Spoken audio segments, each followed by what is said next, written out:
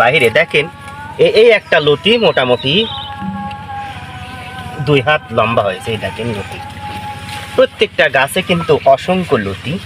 কখন বাড়ি লতি রাজকুচি এক চাষ করবেন প্রিয় দর্শক?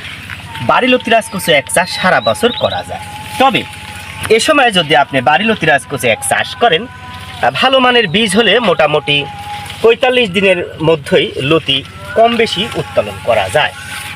দেখেন এই পাশে দেখেন সব দিকে কিন্তু একই দৃশ্য, প্রচুর পরিমাণে লতি রয়েছে প্রিয় দর্শক। আপনারা দেখতে পাচ্ছেন এই পাশে যদি দেখেন প্রচুর পরিমাণে লতি এসেছে প্রত্যেকটা গাছে, এবং প্রত্যেকটা গাছে 3টা 4টা করে লতি কাটার মতন হয়ে গেছে। এই যে দেখেন লতিগুলো সবুজ মানের লতি।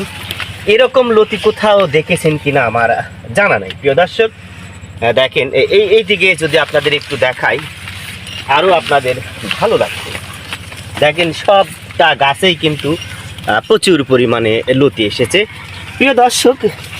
ভালো বীজ ভালো ফসল। দেখেন আমরা আপনাদের প্রয়োজনে মানসম্মত বাড়ি লতি রাজকুচি একের বীজ ফুলপোয়া বা চারা উৎপাদন করেছি। দেখেন সুস্থ সবল বীজ, এই চারা রোপণ করলে মোটামুটি আপনারা 45 দিনেই ফলন পেতে পারেন।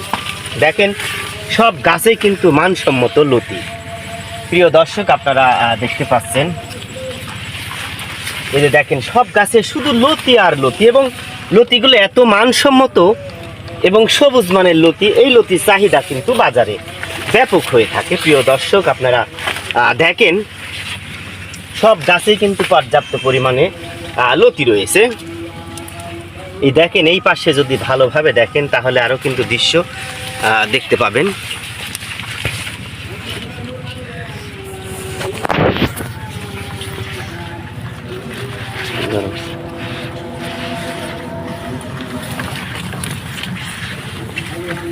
প্রিয় দর্শক দেখেন লতিগুলো দেখেন, সব গাছে কিন্তু প্রচুর পরিমাণে লতি রয়েছে।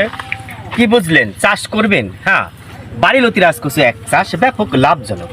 আপনি সঠিক সময়ে যদি সঠিক যত্ন নিতে পারেন তাহলে এই চাষ থেকে রত্ন করবেন। এই পাশে যদি দেখেন আরো ভালো কিন্তু দেখতে পাবেন।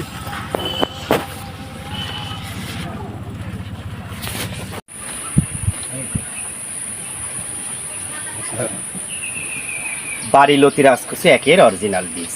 আজকে 29 মে 2024 সাল। প্রিয় দর্শক, আজকে আমরা বাংলাদেশে এক জায়গায় চারা বিতরণ করতে যাচ্ছি, সুদূর ভালুকা ময়মনসিংহে।